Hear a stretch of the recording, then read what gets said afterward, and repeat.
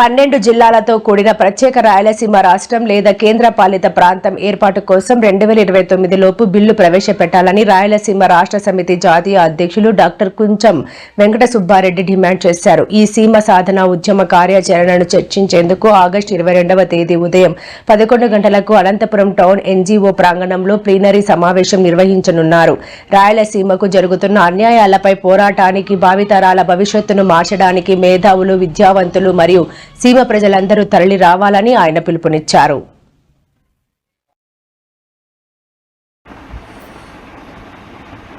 ప్రత్యేక రాయలసీమ రాష్ట్ర సాధన కోసం గత కొన్ని దశాబ్దాలుగా ఉద్యమిస్తున్న రాయలసీమ రాష్ట్ర సమితి పార్టీ ఆగస్టు 22వ తేదీన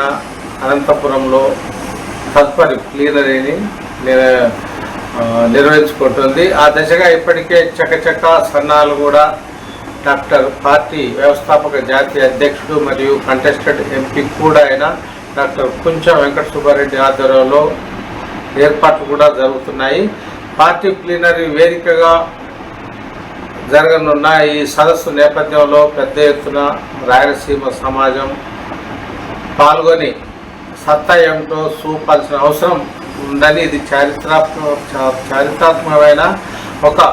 ఆవశ్యకత అంటూ కూడా డాక్టర్ కుంచం వెంకట సుబ్బారెడ్డి ఈ సందర్భంగా మేధావులకు, వివిధ అన్ని పార్టీల నాయకులకు, శ్రేణులకు కూడా ప్రత్యేకంగా పిలుపునివ్వడం జరిగింది. దేశంలో, రాష్ట్రంలో ఎక్కడ ఉన్నా సరే అనంతపురంలో జరగనున్న పార్టీ ప్లీనరీకి ప్రత్యేకంగా హాజరై రాయలసీమ దమ్ము ఏంటో, పౌరుషం ఏమిటో చూపాలని కూడా ఈ సందర్భంగా ఆయన పిలుపునివ్వడం జరిగింది. గత కొన్ని దశాబ్దాలుగా ప్రత్యేక రాయలసీమలో 12 జిల్లాలతో కలిపి ఏర్పాటు చేయాలన్న భారత రాజ్యాంగంలోని ఆర్టికల్ 3 ప్రకారం తమ డిమాండ్ అయితే చెత్తపుట్టలో వేస్తున్నారని పాలక వర్గాల స్వార్థ చింతన వల్లనే ఇలాంటి దుస్థితి ఏర్పడిందని కూడా ఆయన తీవ్రస్థాయిలో మండిపడ్డారు. ఈ క్రమంలోనే రాయలసీమ భవిష్యత్తుకు సంబంధించి ఒక విధానపరమైన నిర్ణయం తీసుకోవడం కావచ్చు, మరోవైపు రాయలసీమ రాష్ట్ర సాధన సంబంధించి తెలంగాణ రాష్ట్ర సమితి పార్టీ తరహాలో రాయలసీమ రాష్ట్ర సమితి పార్టీ ఆధ్వర్యంలో కూడా ఒక ఉద్యమ కార్యాచరణ రూపొందించడం కావచ్చు, అదేవిధంగా అటు ఇరిగేషన్ పరంగా, విద్య, ఆధ్యాత్మిక, ఉద్యోగ, కార్మిక, ఇటు రాజకీయ పరంగా కూడా దగాకు గురవుతున్న రాయలసీమ సమాజానికి సంబంధించి అయితే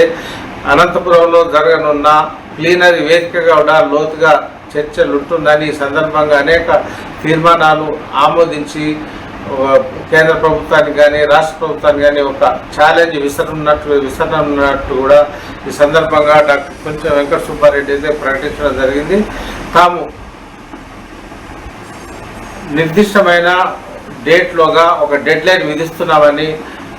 తాము విధించిన డెడ్ లైన్ లోపే ఇటు రాష్ట్ర ప్రభుత్వం అసెంబ్లీలో ఒక రాయలసీమ రాష్ట్ర సాధన కోసం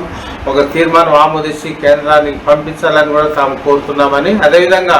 కేంద్రపాలిత ప్రాంతమైనా సరే తాము మాత్రం కోస్తాంధ్ర, ఉత్తరాంధ్ర వాళ్ళతో కలిసి ఉండే ప్రసక్తే లేదని, ఇది తమకు అస్తిత్వ పోరాటం అని కూడా ఈ సందర్భంగా డాక్టర్ కుంచం వెంకట సుబ్బారెడ్డి ప్రకటించడం జరిగింది. సమీప భవిష్యత్తులో కూడా రాయలసీమ సమగ్ర అభివృద్ధి కావచ్చు, సమగ్ర సంక్షేమ అభివృద్ధికి సంబంధించి కూడా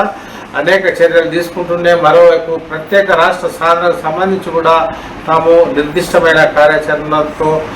ముందుకు సాగాలని నిర్ణయించుకున్నట్టు డాక్టర్ కుంచం తెలియజేశారు. అనంతపురంలో జరిగే ప్లీనరీ వేదికగా అనేక